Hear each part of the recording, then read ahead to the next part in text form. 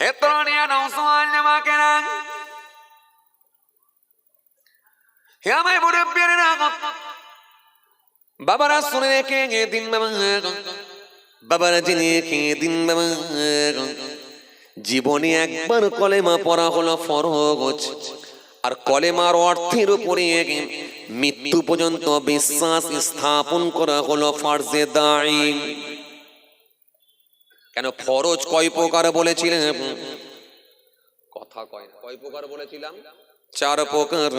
তার ভেতরে একটা বলেছিলাম ফরজে আইন, আর একটা বলেছিলাম ফরজে কিফায়া, আর একটা বলেছিলাম ফরজে দাঈম, আর একটা বলেছিলাম ফরজে জান্নি। আপনারা মনে আগে জানতেন না যে ফরজ 4 প্রকার? জানতেন না। নামাজ পড়া ফরজ, রোজা রাখা ফরজ, হজ করা ফরজ, এগুলো জানতেন, কিন্তু কোনটা কোন ফরজ এটা জানতেন না। ঈমান আনা হলো যেমন বাবাজি আমার ভাইরা ফরজে দাঈম। কলেমা জীবনে একবার পড়া হলো ফরজ, আর কলেমার অর্থের উপরে মৃত্যু পর্যন্ত বিশ্বাস স্থাপন করা এটা হলো ফরজে দাঈম। ফরজে দাঈম হলো এমন একটা ফরজ যেটা সর্বসময়ের জন্য ফরজ। তার মানে এই ফরজটাকে সর্বসময় আপনাকে বাঁচিয়ে রাখতে হবে। নামাজ একটা নির্দিষ্ট টাইমে আপনার জন্য ফরজ হয়। আপনি যদি মনে করেন জোহরের নামাজ রাত 8টার সময় পড়ব, জোহরের নামাজটা রাত 8টার সময় আমি আদায় করব, হবে? কাজা হয়ে যাবে। কথা বলেন? আরে হ্যাঁ নাকি বলেন না রে বাবা? আপনি যদি মনে করেন রাত 8টার সময় নামাজ, এশার নামাজটা আমি দিনের বেলা বিকেল বেলা 4টের সময় পড়ব, হবে? কাজা হয়ে যাবে, হবে না? কেন এশার নামাজের একটা সময় আছে, জোহরের নামাজের একটা টাইম আছে, ফজরের নামাজের একটা সময় আছে, আসরের নামাজের একটা টাইম আছে। টাইম অনুযায়ী আপনাকে নামাজ আদায় করতে হয়, টাইমে সালাত আদায় করতে হয়। কিন্তু বাবাজি আমার ভাইরা, কিন্তু ঈমান এমন একটা ফরজ, এই ঈমান কলেমা পড়া হলো ফরজ, আর এর অর্থের উপরে মৃত্যু পর্যন্ত বিশ্বাস করা আল্লাহ ছাড়া কোনো মাবুদ নাই। নবী মুহাম্মদ মুস্তাফা সাল্লাল্লাহু আলাইহি ওয়াসাল্লাম তিনি হলেন আল্লাহর বান্দা, আল্লাহর প্রিয় রাসূল। এর উপরে বিশ্বাস মৃত্যু পর্যন্ত রাখা এটা হলো ফরজে দাঈম। তার মানে 4 প্রকারের ফরজের ভেতরে একটা হলো ফরজে দাঈম, সেটা হলো এর অর্থের উপরে মৃত্যু পর্যন্ত বিশ্বাস রাখা, বিশ্বাস স্থাপন করা, এটা হলো ফরজে দাঈম। তার মানে আপনাকে যেই পিটিয়ে মারুক না কেন, এই বিশ্বাস কিন্তু আপনার ভেতর থেকে সে নষ্ট করে দিতে পারবে না। আগের জায়গায় চলে এলাম, বুঝতে পারছেন? সেই বলছিলাম না যে আপনার ঈমান নষ্ট করতে পারবে না, এমন একটা সম্পদ, এটাকে কেড়ে নিতে কেউ পারবে না। হে তরুণিয়া নওজোয়ান জামাকেরা, হে আমার মুরব্বিরা, বাবারা শুনে রেখে দিন, যে কথা আপনাদের বোঝাতে চাইছি না, তাহলে আপনার ঈমানকে কেউ নষ্ট করে দিতে পারবে না। এজন্য ঈমান সর্বসময় আপনাকে বাঁচাতে হয়, এজন্য এটা কোনো ফরজে দাঈম। তার মানে সকালেও ঈমান বাঁচাতে হবে, দুপুরেও ঈমান বাঁচাতে হবে, বিকালেও ঈমান বাঁচাতে হবে, সন্ধ্যাতেও ঈমান বাঁচাতে হবে, আর রাতেতেও ঈমান বাঁচাতে হবে। সর্বসময় ঈমান বাঁচাতে হয়। এজন্য এই বিশ্বাসের জায়গায় আপনি অটল থাকবেন। এই বিশ্বাস কিন্তু আপনাকে কেউ নষ্ট করাতে পারবে না। এজন্য এটা হলো ফরজে দাঈম, সর্বসময়ের জন্য বিশ্বাস ঠিক রাখা, ফরজে দাঈম। এইবার আপনাকে একটু বুঝে নিতে হবে। রাসূল হাদিসের মধ্যে বলেছেন, আল্লাহ নবী সুন্দর করে বলেছেন, মানুষ সকালবেলা থাকবে মুমিন, সন্ধ্যেবেলা কুফরি করে কাফের হয়ে যাবে।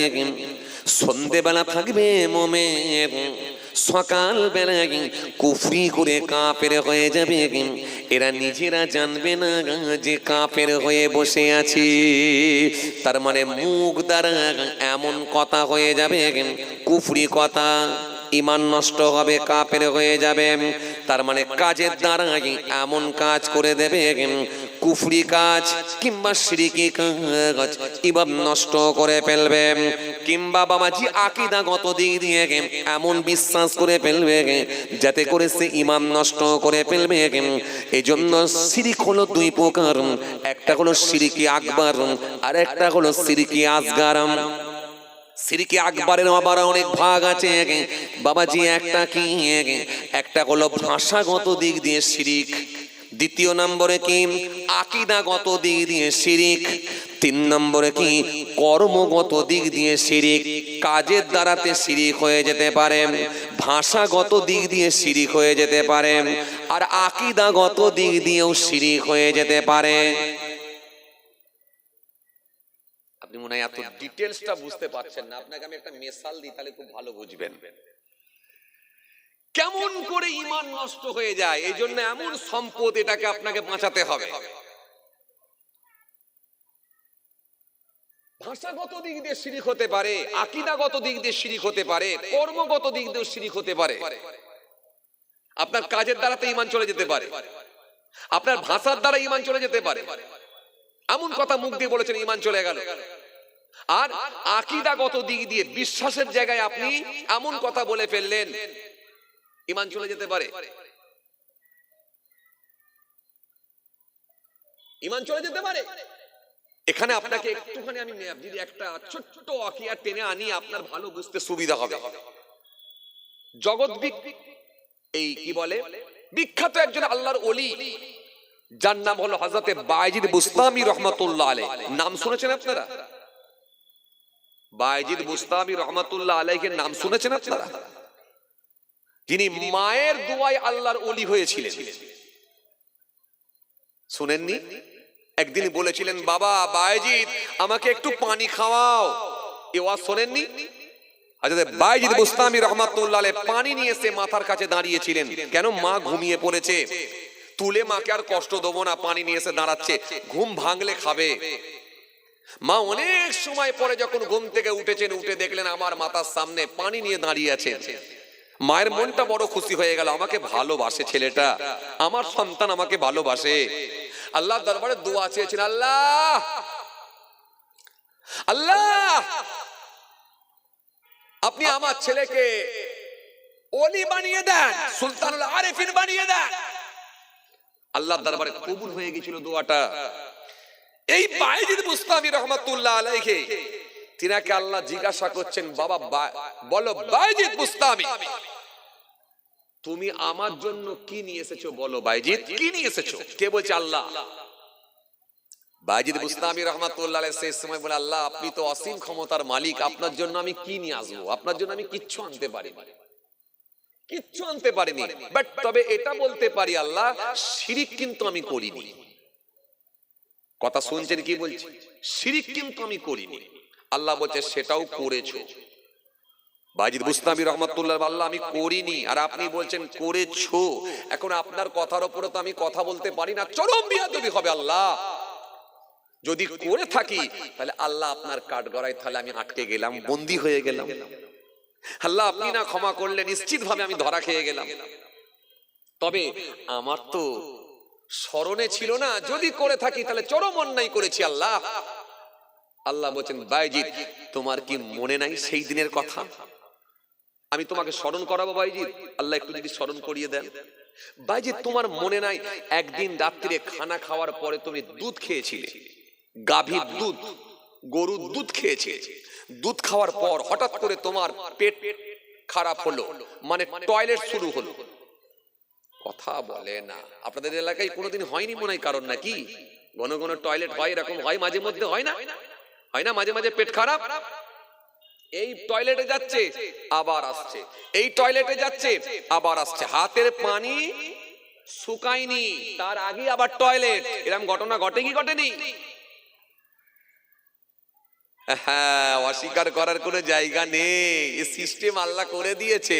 সকালবেলায় তুমি এমপি হও, এমএলএ হও, এসডিও হও, বিডিও হও, চেয়ারম্যান হও, মুখ্যমন্ত্রী হও, প্রধানমন্ত্রী হও, এমপি হও, বিডিও হও, এসডিও হও, হুজুর হও, পীর সাহেব হও, যে সাহেবই হও না কেন, আগে টয়লেটে গিয়ে বাথরুম করে আগে পায়খানা ঘাঁটো বাঁ হাতে করে।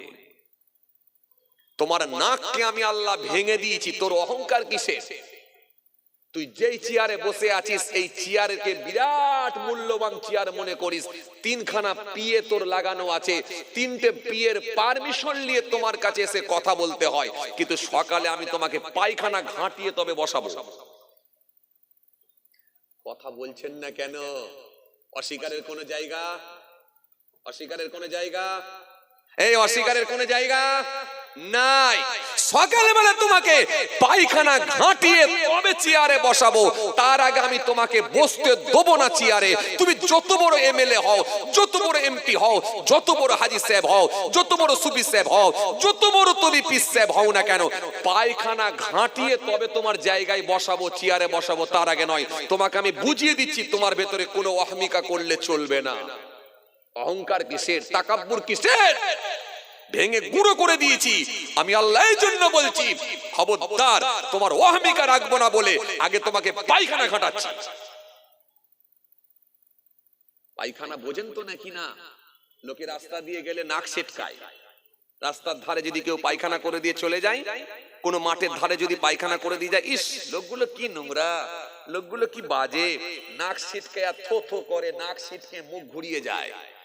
পায়খানা ওখান থেকে বলছে, এই চুপ কর, কাকে দেখে নাক ছিটকাচ্ছিস? আমাকে? আমার অপরাধটা কোথায়? আমার অন্যায়টা কোথায়? আমাকে দেখে নাক ছিটকাচ্ছিস?